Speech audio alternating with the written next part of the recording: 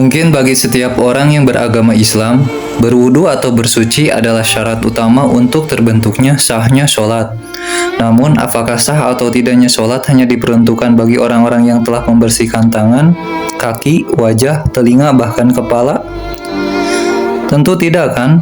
Karena makna dari sholat sendiri bukan hanya sebatas gerakan raga, namun ada nilai spiritual yang membuat kesadaran seseorang yang melakukan ibadah sholat tersebut menjadi lebih peka pada kenyataan hidup tentang entitas Tuhan. Seperti halnya dalam surat At-Toha ayat 14, "Sesungguhnya aku ini adalah Allah, tidak ada Tuhan yang hak selain aku, maka sembahlah aku dan dirikanlah sholat untuk mengingatku." Nah, dari pernyataan ayat tersebut, sholat adalah bentuk untuk senantiasa mengingat kepada Tuhan. Lalu, bagaimana kita dapat menemukan bahwa berwudu atau bersuci itu bukan hanya sebatas membasuh raga? Yang pertama, untuk dapat mengetahui makna dari bersuci sendiri sebagai sahnya sholat, maka kita harus mengidentifikasi terlebih dahulu terkait makna dari sholat itu sendiri. Karena pada dasarnya setiap hal yang berkaitan untuk mengingat Tuhan akan selalu teratur atau tersusun rapih maknanya walaupun simbolnya berbeda-beda. Contohnya, sholat itu terdiri dari 3 huruf, yaitu shod, lam, ta. Shod sendiri itu berasal dari kalimat sidqul qauli yang berarti benar ucapannya. Nah, untuk orang-orang yang benar ucapannya tidak dikurangi ataupun dilebih-lebihkan, atau dalam artian orang-orang yang berperilaku jujur bisa dikatakan orang-orang yang sholat.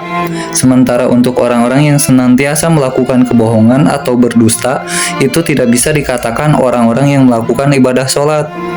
Karena pada dasarnya orang yang senantiasa berbohong atau berdusta adalah orang-orang yang termasuk kategori golongan munafik. Sementara itu, bagaimana bisa dikatakan sholat untuk mengingat Tuhan, sementara ia sendiri adalah orang-orang yang munafik? Itu sama saja mengingat Tuhan pun adalah suatu kebohongan. Maka dari itu, sholat yang sesungguhnya adalah sholat yang sidqul qauli, yang benar ucapannya. Ia tidak berdusta dan bukan termasuk golongan orang-orang yang munafik. Karena pada dasarnya untuk orang-orang yang jujur itu sendiri, ia mampu berperilaku jujur karena ia sadar akan eksistensi Tuhan sendiri dalam hidupnya yang menyebabkan ia selalu teringat untuk terus berperilaku baik dan jujur. Nah, itu baru contoh sholat yang sebenarnya dari makna kalimat sidqul qauli yang termasuk dalam kategori awal tentang makna sholat itu sendiri. Dan untuk contoh yang kedua, itu dapat diambil dari huruf lam yang berasal dari kalimat lainul qalbi yang memiliki arti rendah hati. Nah, untuk orang-orang yang termasuk ke dalam golongan orang-orang yang berperilaku jujur, baik, rendah hati, bahkan penyayang, itu bisa dikatakan adalah orang-orang yang termasuk melakukan ibadah sholat. Karena fungsi dari sholat sendiri adalah bentuk untuk mengingat Tuhan. Dan bagi orang yang senantiasa mengingat Tuhan, secara tidak langsung ia akan selalu terdorong untuk berperilaku baik, jujur, rendah hati, dan penyayang. Karena ia sendiri sadar bahwa segala sesuatu yang terjadi dalam hidupnya atas dasar dari kasih sayang Tuhan. Sebagaimana ia telah berjanji pada Tuhan Allah Subhanahu wa Ta'ala di dalam surat Al-Fatihah ayat pertama, yaitu Bismillahirrohmanirrohim, yang memiliki arti dengan nama Allah yang Maha Pengasih lagi Maha Penyayang.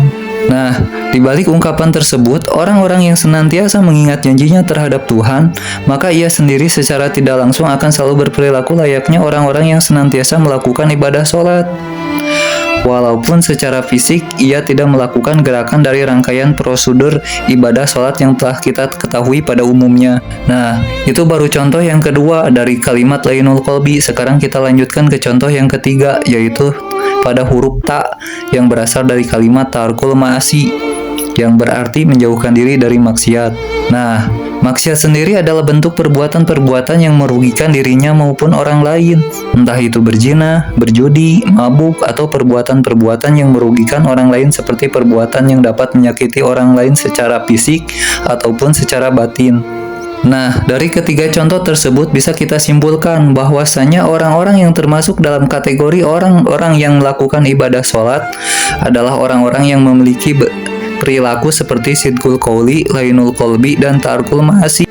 Dan untuk orang-orang yang berperilaku di luar itu, maka tidak bisa dikatakan sebagai orang-orang yang sholat sebagai bentuk mengingat Tuhan. Namun ia bisa dikatakan orang-orang yang sholat hanya sebatas raganya saja. Dan jika sholat hanya sebatas raganya saja, maka kita sendiri dapat diartikan termasuk dalam orang-orang yang berkategori munafik atau orang-orang yang termasuk berdusta kepada Tuhan. Oke, setelah kita tahu makna dari sholat sendiri sebagai bentuk mengingat Tuhan, maka kita dapat menemukan fungsi dari wudhu itu sendiri sebagai syarat syahnya sholat, yaitu membersihkan raga seperti membersihkan mulut, wajah, tangan, kepala, telinga, dan kaki adalah bentuk simbolisasi agar orang-orang senantiasa menjaga perilaku atau perbuatannya dalam kehidupan sehari-hari. Yang dimana dalam setiap perbuatan tersebut seseorang akan berperilaku sebagaimana orang-orang yang senantiasa mengingat Tuhan, yaitu menjaga diri dari maksiat dan berperilaku baik, berbagi kasih sayang, serta jujur dan memiliki pendirian. Maka kesimpulan dari berwudu adalah syarat syah sholat, yaitu agar orang-orang lebih peka terhadap perilaku dirinya sendiri, atau berwudu itu adalah simbol untuk orang-orang membersihkan hatinya.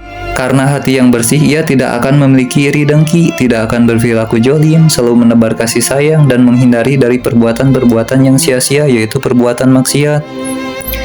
Maka untuk setiap perbuatan yang sia-sia yang termasuk ke dalam kategori maksiat, bisa dikategorikan segala perbuatan-perbuatan memiliki unsur kebohongan atau berdusta itu dapat membatalkan sholat atau salatnya tidak sah. Nah, untuk itu kita dapat mengetahui mana orang-orang yang sholat sebenarnya dan mana yang hanya sekedar gerakan raga.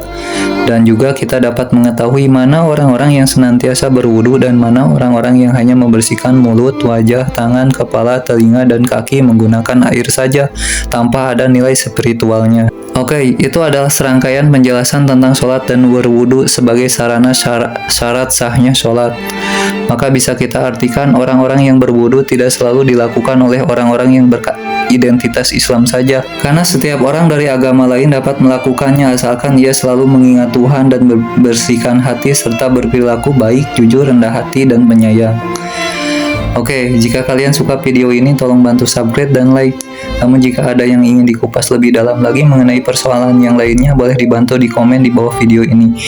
Dan untuk kita semua, semoga termasuk ke dalam bagian dari orang-orang yang senantiasa mengingat Tuhan. Amin ya robbal alamin. Assalamualaikum warahmatullahi wabarakatuh.